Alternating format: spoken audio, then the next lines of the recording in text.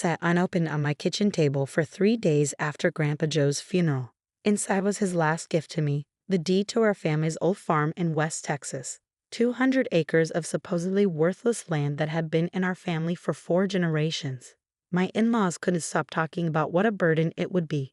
My name is Sarah Mitchell, and this is the story of how my grandfather's worthless inheritance turned into a $50 million lesson in doing your homework before judging someone else's legacy. You should just sell it, my mother-in-law Margaret had said at the funeral reception, picking at her chicken salad with perfectly manicured nails. That old place hasn't produced anything worthwhile in decades. We'll take it off your hands for a fair price. I nodded politely, too grief-stricken to argue. Grandpa Joe had raised me after my parents died in a car accident when I was 8. That dusty old farmhouse was where I'd learned to ride a horse, where I'd done my homework at the ancient kitchen table, where I'd listened to his stories about our family's history in the oil business before the wells ran dry in the 1960s. Really, Sarah? My husband Tom chimed in, ever eager to please his mother. It makes sense. The property taxes alone will eat us alive, and what are we going to do with a ranch 5 hours from Houston? I finally opened the envelope on a quiet Wednesday morning.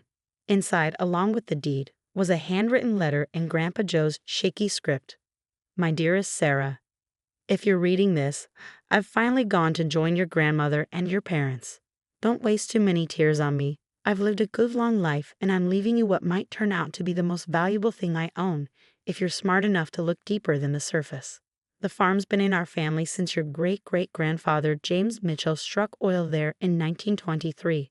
The wells ran dry years ago, or so everyone thinks, but old James was cleverer than people gave him credit for. He knew something about that land that even my father never figured out. In my desk drawer at the farm, you'll find a red leather book. It's got all the answers you need if you take the time to really study it. Don't let anyone pressure you into selling until you've read every page. Love always, Grandpa Joe. B.S. Don't trust the Robinson brothers. They've been sniffing around the property for years, and there's a reason why. I drove out to the farm that weekend, ignoring Tom's complaints about wasting gas. The old house stood just as I remembered it. Weathered white clapboard, wrap-around porch with a creaky swing, ancient oak tree shading the west side. The key was still hidden in the fake rock by the back door. Inside, everything was covered in dust sheets. The furniture we'd moved out when Grandpa Joe went into the nursing home 2 years ago left ghost-like impressions on the wooden floors. I made my way to his study, where the massive oak desk still dominated the room. The red leather book was exactly where he said it would be, along with a stack of old maps, geological surveys, and what looked like original land grant documents from the 1920s. I settled into his old leather chair and began to read. 4 hours later, my hands were shaking as I closed the book. If what I was seeing was correct, Grandpa Joe and great-great-grandpa James had left me something far more valuable than anyone suspected. My phone buzzed. Another text from Tom. Mom wants to know what he thought about her offer. $50,000 is more than fair for that old place. I smiled, thinking about what I just learned. The original oil wells on the property had indeed run dry, but they had only tapped the upper layer of deposits. The geological surveys in the Red Book, updated secretly by Grandpa Joe just 5 years ago, showed massive untapped reserves in deeper formations that could only be reached with modern drilling technology. But that wasn't even the most valuable part.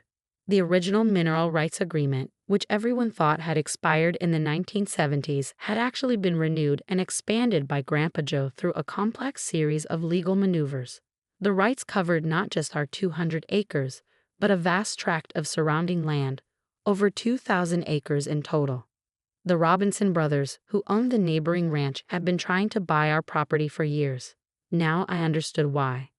They discovered the deeper oil deposits and had been quietly buying up surrounding properties. But without our mineral rights, they couldn't drill. I was still processing this information when another text came through, this time from Margaret. Coming over for dinner tonight. Need to discuss the farm situation. Perfect timing. I'd already scheduled a meeting with BlackRock Oil for Monday morning. Their preliminary estimates of the deposits, based on the surveys I've found, were staggering. But tonight's dinner would be interesting for other reasons. I arrived at Tom and Margaret's sprawling River Oaks mansion at exactly 7:00 p.m. The whole family was there, Tom's sisters Amanda and Beth with their husbands, his father George looking uncomfortable in his smoking jacket, and Margaret holding court in her designer dress and diamonds. "Sarah, darling," she cooed as I walked in, "we've been so worried about you, rattling around that old farmhouse by yourself. Have you given any thought to our offer?" I smiled, accepting a glass of wine. "Actually, I have. But first, tell me why you're so interested in the property." "Pure charity," she replied smoothly. "We hate to see you burdened with that worthless land.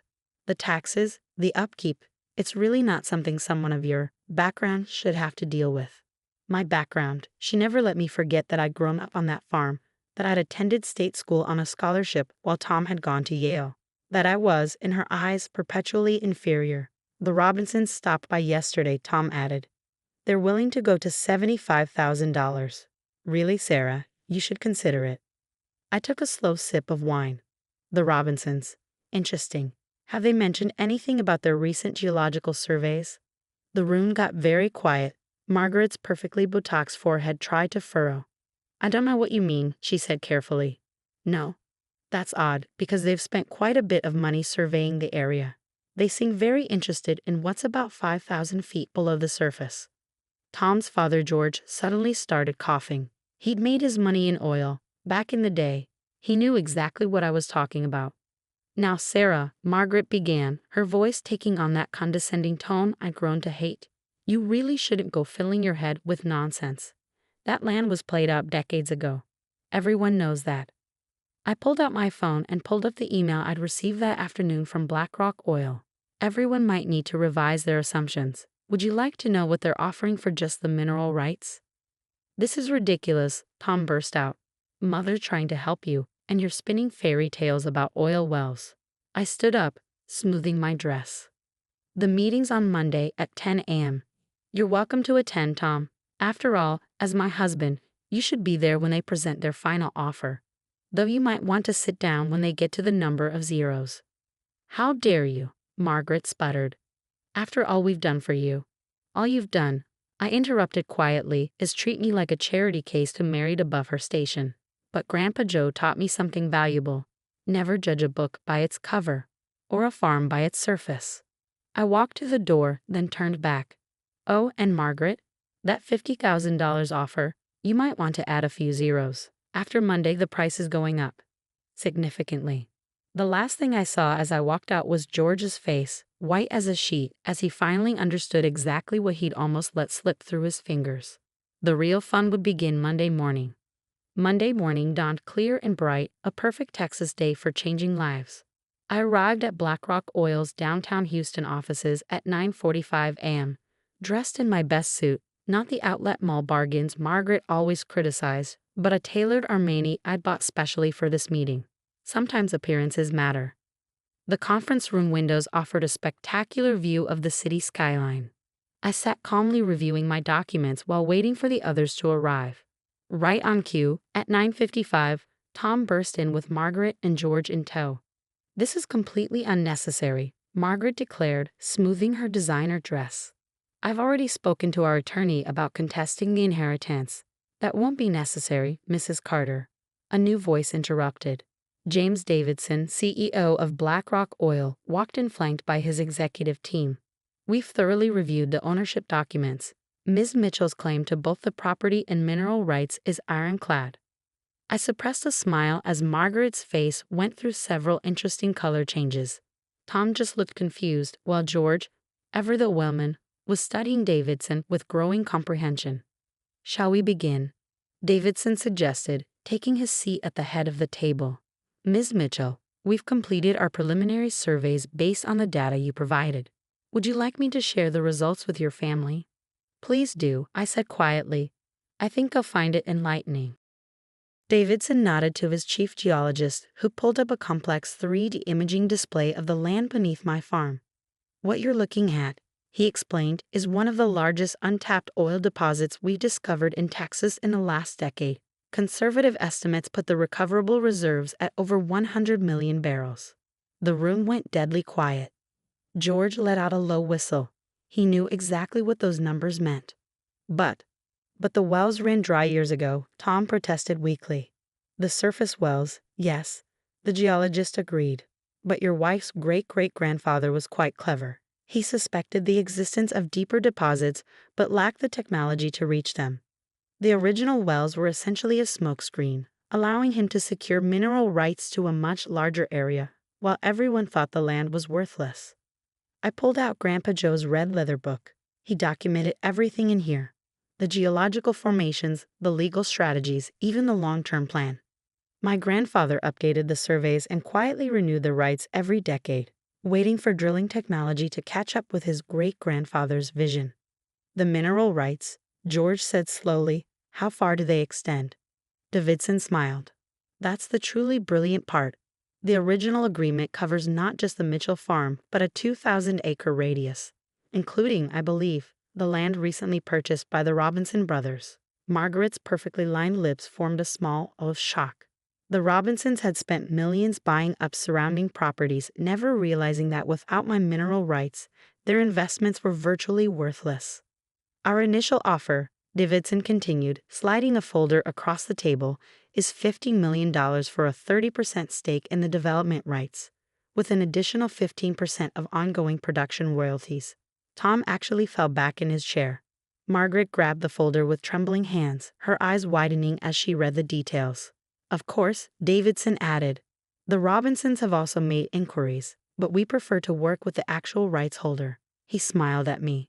Your grandfather spoke very highly of you, Ms. Mitchell. He mentioned you had a degree in geological engineering. Now it was my turn to be surprised. You, my grandfather? We had several interesting conversations over the years. He wanted to make sure we'd be ready to move when the time was right. He was quite insistent that we wait until after certain events had played out. I felt tears threatening. Even from beyond the grave, Grandpa Joe had been looking out for me, making sure I'd have allies when the truth came out. This is absurd, Margaret suddenly burst out. She can't possibly manage something of this magnitude. Tom, as her husband.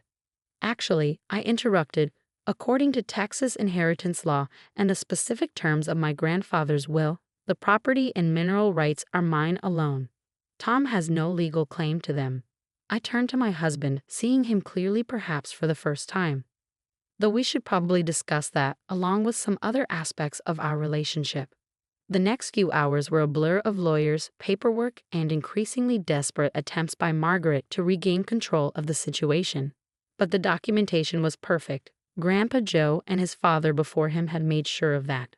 By the end of the day, I had signed a preliminary agreement with BlackRock, filed for divorce from Tom, and begun the process of relocating back to the farm. The look on Margaret's face when she realized she'd spent years mocking what would become a billion-dollar property was almost worth all the humiliation she put me through. Almost. The aftermath was everything you might expect. Tom alternated between begging forgiveness and threatening lawsuits. Margaret had to be escorted from my office at BlackRock when she showed up demanding to be cut in on the deal. The Robinsons tried to contest the mineral rights but quickly backed down when their lawyers reviewed the documentation. I moved back to the farm that weekend. The house needed work, but that was fine. I had plans for it. Big plans. 1 month after the BlackRock meeting, I hosted a dinner party. The old dining room had been beautifully restored, the antique table polished to a mirror shine. My guests included James Davidson, his wife, and several key members of the development team. We were celebrating the first successful test well. As we sat down to dinner, Davidson raised his glass. To Sarah Mitchell, he said, and to Joe Mitchell, who knew exactly what he was doing when he left his legacy in her hands.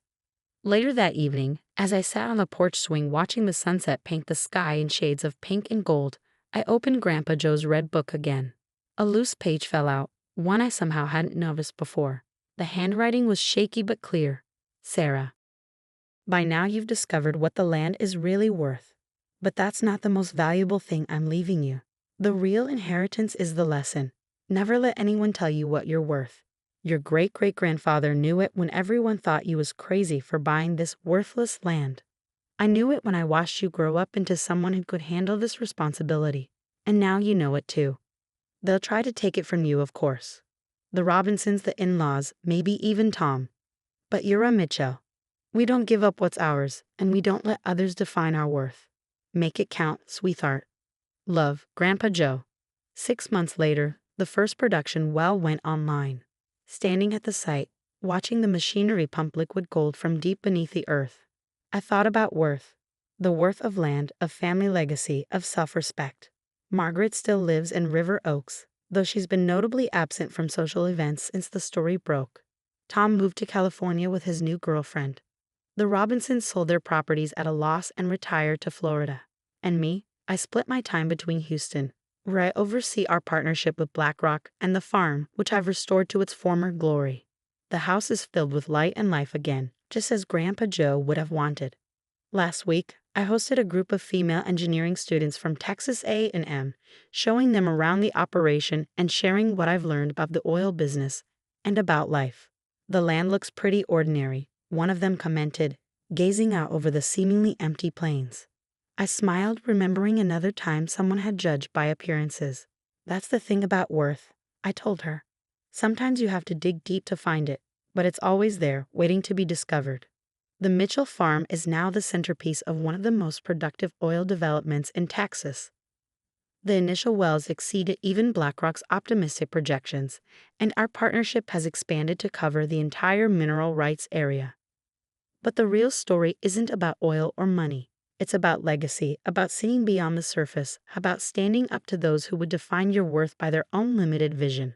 Every morning, I have coffee on the porch swing, watching the sun rise over land that 4 generations of Mitchells loved and protected.